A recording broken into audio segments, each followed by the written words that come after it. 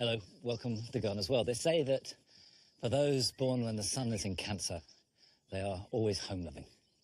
And there's no doubt about it that home at this time of year, if you have a garden, is where you want to be. And here in the cottage garden, it's reached new heights.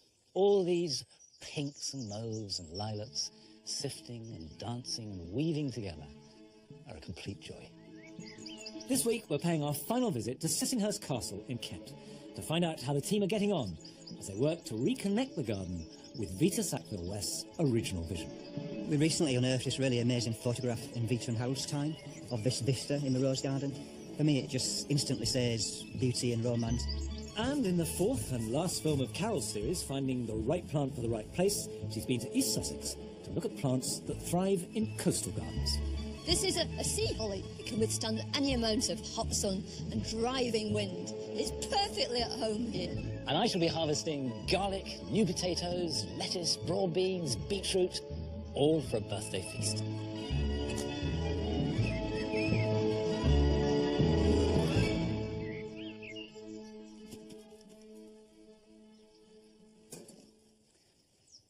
It's sad, but the oriental poppies have come to an end. Now, obviously, the annual poppies, the opium poppies, are just kicking in, and they're fantastic. But the oriental poppies, which are herbaceous and come back year after year, have done their stuff, and they're taking up space without any flowers. And they can be cajoled into a second performance. If I take that stake out and cut this back, that will regrow, and there's a real chance of reflowering in September. So the thing to do is to cut back hard. And I'm going to go right down to the base and cut there.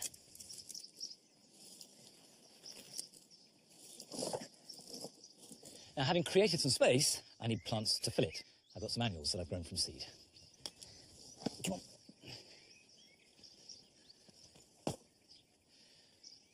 And if you haven't grown any from seed yourself, you can go and buy small plants or plugs from a garden centre that will do the job just as well.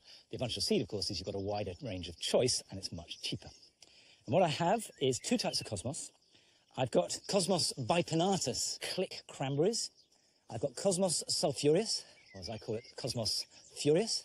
And I've got some Tithonia. Tithonia is a Mexican plant, and I love it. It adds an intensity of orange that is bright and brash, but somehow really works in the dual garden. Now, I want a really vibrant display, but on the other hand, you've got to give plants a chance to breathe and have a decent root system. And the healthier the plant is, the better it will grow and the less trouble it will have with slugs and aphids and all the slings and arrows of outrageous nature. So, we've got space in here to plant in. So if I put a little group of this sulphureus in there like that, and I definitely could get a Tithonia or two in the back so it will grow up, reach about 3-4 foot tall, and then it will get the sun. I probably could get one in there too, and then I've got space to pop the Cosmos bipinnatus, which is quite tall, around it. Cosmos, too, comes from South America, so we've got a distinctly Southern American feel here. And you can see I'm planting quite close to the poppy, because I can do that, because when the poppy grows back, it won't grow back so big, and these plants will have established by then and be able to compete for themselves. And these annuals, they will flower until the cold stops them, and that's it, then they come out. Whereas the poppy is about 3 or 4 years old and will come back next year in full, glorious, silky, flamboyant colour.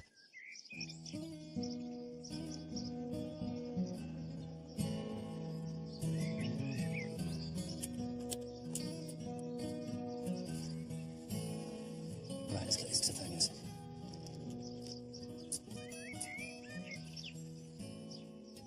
Other plants that I use for exactly this purpose are zinnias, dahlias, cannas. Now, these are all plants that are tender, that come from near the equator and will grow and flower really vibrantly right up until it gets too cold. So although it looks a bit bare now, go with it. Plant up, and then the garden will look so much better for it towards the end of summer and into autumn.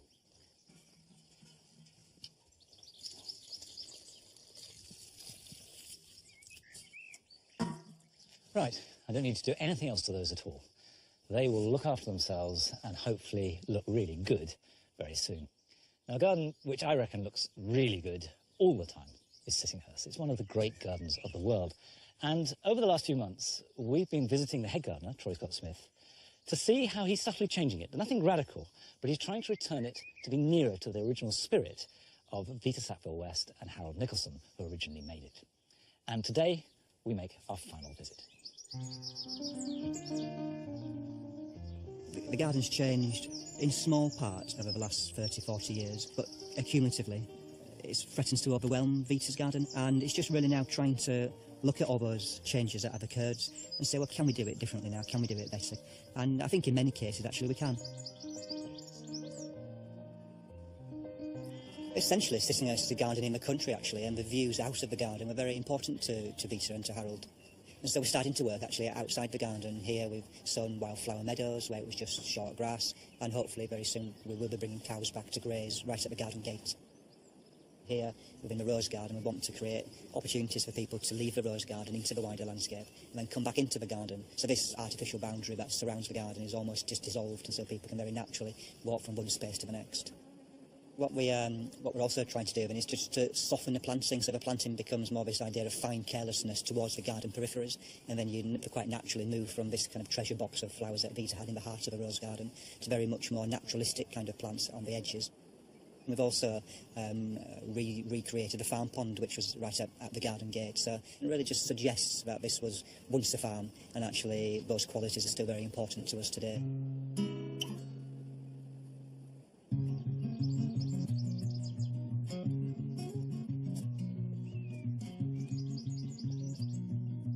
The rose garden really is quite an integral part of Sissinghurst.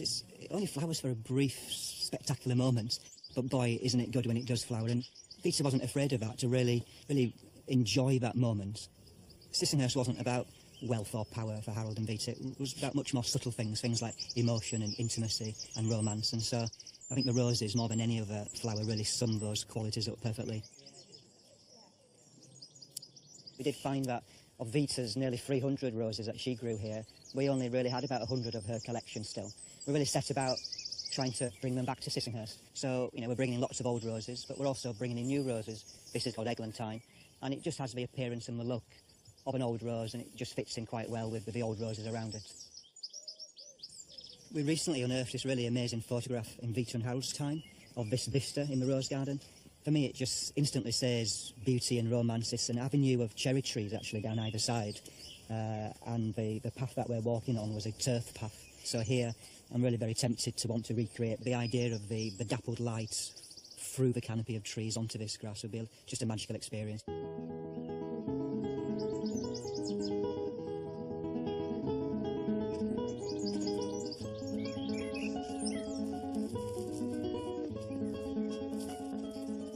The bearded iris are really the shooting stars of the plant world, and very much like the old roses here at Sissinghurst. They arrive in one brief but glorious moment. And Vita loved them. She loved their intricate beauty, she loved their historical connections, and she loved their intense colouring. And she amassed about 100 bearded iris, which we now have only about 60 of. So we're on the hunt for around 40 missing irises.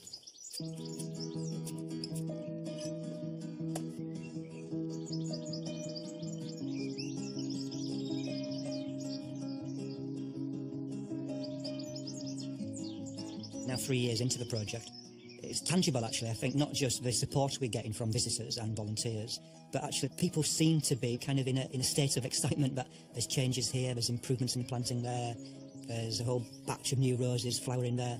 I think that excites people because, sentimental though we all are about gardens and plants, we also like to see change, and we like to understand how gardens grow and evolve. And I think for too long actually Sissinghurst hasn't changed in the ways that it had to do to really keep going and remain relevant.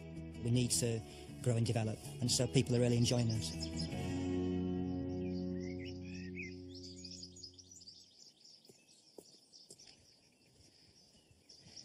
I've been to Sissinghurst many times, but seeing that makes me realise that I'm desperate to go back again. I can't wait to see what Troy has done and be inspired once again by what is truly one of the great gardens of the world.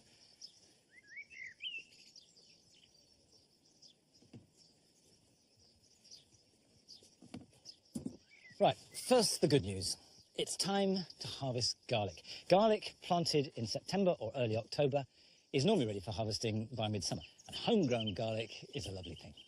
The bad news is that last year, when I was harvesting the garlic, I found onion white rot, and that is a disaster for all allium crops, because it stays in the soil, it rots the neck, and you can end up with a mushy, rotten bulb, whether it be a leek, a shallot, a garlic, any of the allium family. So what I did was sow my garlic this year, or plant it rather, in a container. This is an old cattle trough, and I used a mixture of garden compost, bought peat-free compost, and lots of grit to give it good drainage. Now, these are new varieties I've never grown before. This is Red Duke, which is supposed to be a little bit spicier than a lot of garlic. Never, ever pull garlic up by the stem. Always dig it up, and that's true for onions too, because you want as much root on it as possible. And then you dry it with the roots on, and that stops any damage to the basal plate which the root's attached to. Then you can trim the roots when it's properly dry. Shake that off, and keep all top growth on it. When you store it, you want to store it with as much on it as possible, and then dry it. And if you want to know when to harvest your garlic, as a rule of thumb, when the foliage starts to yellow naturally, it's time to lift it. But you can see that's a perfectly good garlic. Now, here we are. Have a look at this. You can see the fungal spores on there, the white rot. The roots are broken and not growing properly. The top is starting to rot and look bad. And what happens is you get this slimy, rotten outer layer. If you just found one like this, you would burn it, dig the soil out, get rid of that, bring fresh soil in, and you might be able to stop it. The fact is it's endemic in this garden now, but we can eat that fresh. So we'll put that to one side. It is disappointing that this garlic has become infected, and as onion white rot is soil-borne, it is possible that it came in on the garden compost that I added to the trough. OK, there's a Red Duke, of which only one seems to have been affected. However, it's very likely the spores are on all of them. So just because there's no sign of it, it doesn't mean to say that it might not appear later during their storage period. But this other variety, the other side of the central bar, extra early white, clearly is in not such good shape.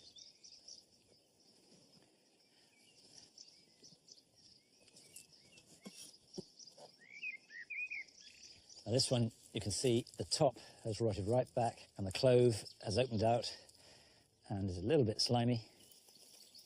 Onion white rot and the fungal problems that the allium family get don't transfer to other families. So now, for example, I could top this up with a little bit of compost, plant some lettuce, some French beans, parsley, basil, and they will all grow well and crop well for the rest of the summer. And I have to say, although they may not store as well, I will eat all those and they will taste delicious, I'm sure. Now, as well as being the season for lifting garlic, here are other jobs that are timely this weekend. At this time of year, with lush growth being battered by wind and rain, plants can fall all over the place, and they certainly need rescuing. But the trick is to make it look as natural as possible. So get your support in place, and then, like putting flowers into a vase, let them fall a bit so that they look natural. It is tempting to leave masses of young fruit, particularly apples, developing on the tree. But to maximise your harvest, it's important to thin them now, leaving just 2 fruits to each spur. This way, you get a good crop of high-quality apples rather than a mass of low-quality fruit. We all know that we should be deadheading roses, but actually almost any flowers can usefully be deadheaded, particularly if they've been spent or they've been damaged by the weather. Cut back to a side shoot, and they'll quickly regrow, carrying fresh new blooms. These fuchsias I bought 3-4 years ago to plant exactly on this spot, and they didn't work at all well. However, this year, because it's been mild and it's been damp, they've loved it. There will be a plant that likes whatever weather we're having, even if we don't like it. And fuchsias love moist air, light shade, and mild temperatures. And it's just finding the right spot for a plant. Now, Carol has been going around the country, looking at different situations where plants can thrive, whatever the given conditions. This time, she's gone to the seaside. If we want our plants to thrive and flourish, we need to choose plants that will enjoy the conditions we can offer them. A happy plant is the right plant, growing in the right place. For plants that live within sight and sound of the waves, there are lots of difficult conditions to contend with. There are howling gales, there are high light levels and really hot beating sun. But there's one unique problem too, and that is salt. Any plant with very, very few exceptions, needs fresh water to survive.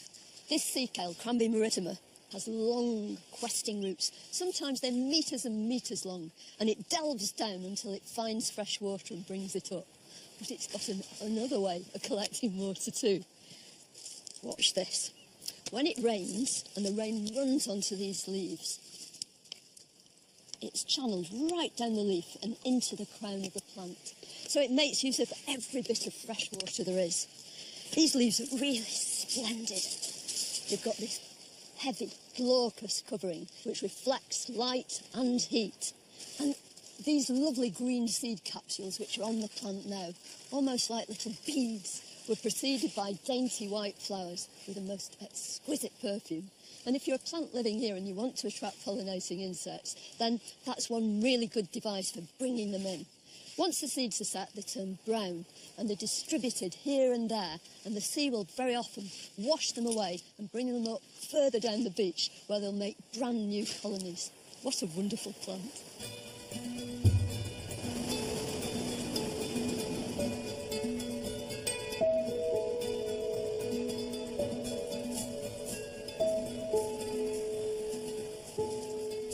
Most of the plants that live by the seasides have tiny little flowers, but this is an exception. This is Glaucium flavum, the horned poppy. It gets its name from these great long seed pods. But you look at these flowers and you think, how can that flower possibly withstand these belting winds and this hot burning sun? But unlike most poppies, which have very papery textured flowers, if you feel these petals, they're satiny, they've got a real sheen to them, and it's that protects them. And like the Cranby, it's also got these undulating glaucous leaves. But in this case, instead of being solid and smooth, they're covered in fine hairs, which is another way of protecting the leaf against the wind and the baking sun. It's all about water loss, really, and just hanging on to whatever water they can. Few gardens are right on the beach, but there are thousands around the country that are close enough to the sea to still be under its influence. At first sight, this might not look like a garden, but it decidedly is. This is the promenade at Bexhill-on-Sea, and this garden was put in by the local council just a few years ago, and it's a revolutionary success. When you look at this lovely silvery planting here, your eyes drawn immediately to the blue eryngium. This is a sea holly, but it doesn't come from the seaside. It actually comes from way up in the mountains of the Pyrenees and the Alps. But it loves the same conditions as these plants that grow by the sea. It likes thin soil, really well drained. It loves hot, baking sun. Its leaves have this thick cuticle, so it can withstand any amount of hot sun and driving wind. It's perfectly at home here.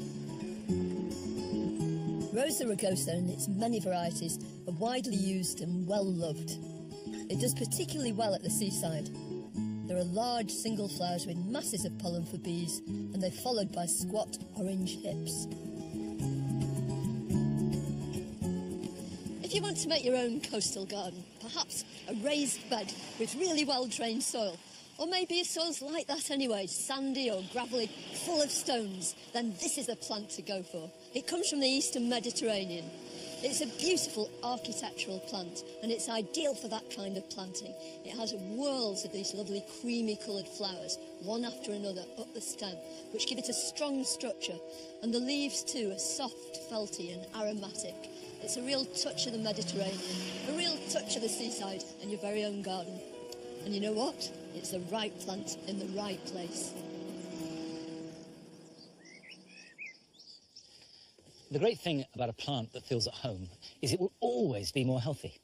It's extraordinary how a plant that is in exactly the right spot will be more resilient for every kind of pest and disease. And sometimes they tell you where they want to be in your garden rather than you selecting that perfect spot. These primulas, this is Primula florundi, which I intended to put in a damp garden because they like damp conditions and that would suit. But there was no space, it was the wrong time of year. So I lined them out along the edge here, intending to grow them on and then move them. And ever since then, they have just flourished. They are completely at home here. They do not want to go to the damp garden, even though I would like them in there. So they've chosen their home, not me, and that's where they'll stay.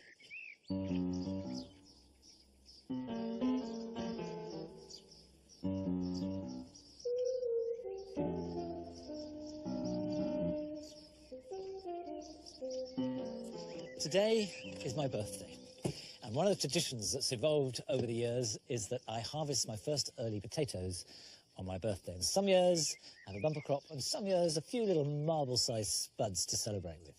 Now this year I planted some in a bag at Easter, which is a traditional time to plant potatoes, and I put 2 in one bag and 1 in the other. Now because it was Easter, it was cold, I kept them both in the greenhouse, but after about a month, one bag I put outside, and that was this one here. But we'll see how they've got on. And so let's start with this one, which was in the greenhouse. So we can pull that up, and then what I'll do is tip it out into the barrow.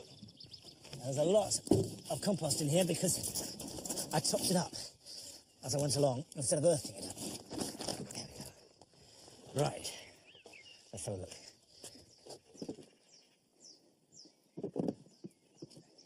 Well, I shan't go hungry tonight, at least. So, that's new potatoes, Duke of York, fairly good size. Exhibit A. Now for Exhibit B, which remember was put outside about sort of the end of April, early May, after the last risk of frost went. Tip it out.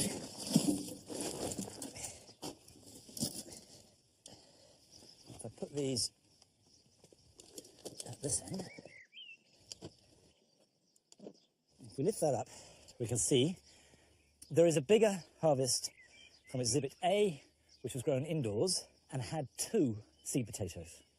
Exhibit B, which was largely grown outside and only had 1, is less, but not that much less. So what I would deduce from that, and this is not a serious trial, is that as long as they're protected from frost, there's not much advantage in growing them in a greenhouse. Put them outside, earth them up so that the tubers don't get frosted, and the tops are slightly protected, and you'll get a perfectly good harvest. Well, that's the result of my effort to grow spuds in a bag. I know many of you have tried it too, so do let us know how you got on. If you go to our website, you can either drop us an email or go to our Facebook page. And if you can send a picture, so much the better. Now, it's good to have some potatoes this day of all days, but not enough. I want to see what else I can have for my birthday treat. Come on now, Nelly. Don't need that basket. I love broad beans when they're young and sweet. Now let's have some beetroot. Small, but delicious. Well, that's the main course sorted. Now let's get some pudding. Come on, Nelly. Now's your chance. Come on. Good girl. There's a good girl. Thank you. That's really good because I can put raspberries in that now. Good girl. I know everybody loves strawberries and cream and sees it as a big treat, but for me, raspberries are the real treat. And they're just beginning to ripen. They're so good. Now, that's it for today. And next week, we're back on Wednesday, not Friday, a couple of days earlier. But we are on at our normal time of 8:30. So, see you next Wednesday. Till then, bye-bye.